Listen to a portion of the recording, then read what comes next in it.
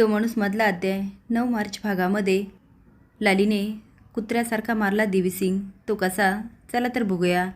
लाली दुकानात येते आणि म्हणते गोडाऊनमध्ये चला. देवीसिंग तिच्या हाताकडे बघतो. तिने काहीतरी लपवलेलं असतं. तो विचारतो काय लपवलं? ती खाली गोडाऊनमध्ये चला सगळं सांगते. आता दोघंजणं खाली जातात.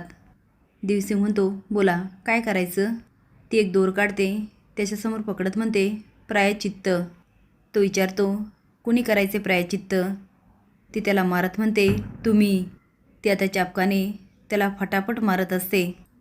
तर तो लालीजी तुम्ही हे काय करताय? लाली म्हणते जे पहिले करायला हवं होतं. माझा जीव घ्यायची तुमची हिंमत कशी झाली?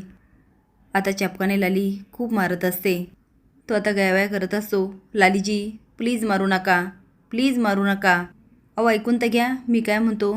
पण लाली मात्र काही ऐकून घेत नाही आणि देवीसिंगला खूप काय बोलते आणि चाबूक फेकत म्हणते नीट लक्षात ठेवायचं. परत जर माझ्याशी वाईट वागलात तर माझ्या इतकी वाईट बाई दुसरी कुणी नाही. नीट लक्षात ठेवायचं आणि निघून जाते. देवीसिंग म्हणतो आजपर्यंत कुठली बाई माझ्याशी असं बोलली नव्हती. पण ही मला देवीसिंगला स्वतःच्या हातचं खेळणं करायला बघते. तिला माहिती नाही आहे तिने कुणाशी पंगा घेतला आहे.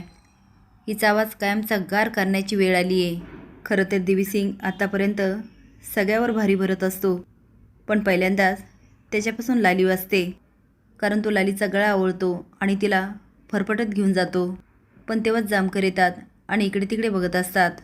आता जामकर म्हटल्यावर झाडीतून देवीसिंग हे बघत असतो. पण तेवढ्यात लाली उठून त्याच्या मागे उभा राहते आणि पळतच जामकरकडे जाते. आता देवीसिंग बघतो त्याच्या पायाखालची जमीनच सरकते. ती साहेब साहेब करत जाते. जामकर म्हणतात तू इकडे कुठे आली? ती साहेब माझा नवरा माझा जीव घेतोय. जामकर म्हणतात त्याला आत टाकू का? ती नाही नाही साहेब त्या पद्धतीचा नाही. नाही म्हणजे तो मला वेळ देत नाही. अहो दुकानावर सारखा काम करतो. आता लाली बरंच काही बोलत असते.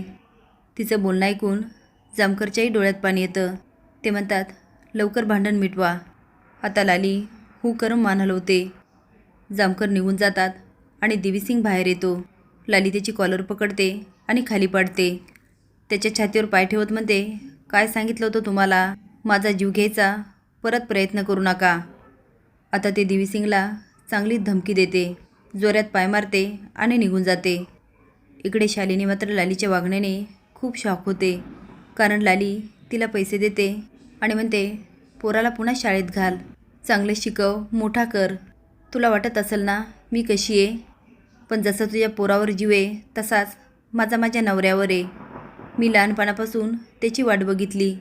तो लहानपणीच निघून गेला. मी उपवास तापास केले, देवाचा धावा केला आणि तो परत आला. आता एवढ्या वर्षानंतर तो मला परत मिळाला आणि मी त्याला दुसऱ्या बायकांचा होऊ दिलोय. आता लाली बरंच काही बोलत असते आणि शालिनी हळवी होते. लाली म्हणते तुला माझी दया आली असेल ना? पण एक लक्षात ठेव माझ्या नवऱ्याच्या पुन्हा नादाला लागशील तर पुन्हा ही लाली बदलेल आणि तुझा जीव घ्यायला मागे पुढे बघणार नाही. आता शालिनी मान हलवते आणि लाली निघून जाते. आता शालिनी पैशाकडेच बघत राहते आणि लालीच्या ह्या प्रेमळ वागण्याने ती स्माईल करते. पण आता मात्र लाली देवीसिंगला खूप मारते आणि देवीसिंग पुरताच हादरतो. तर तुम्हाला काय वाटतं? लाली देवीसिंगवर भारी भरायला हवी की देवीसिंग लालीवर? कारण लाली स्वतःच्या नवऱ्यासाठी करत असते आणि देवीसिंग बायका मारत असतो ते फक्त पैशासाठी.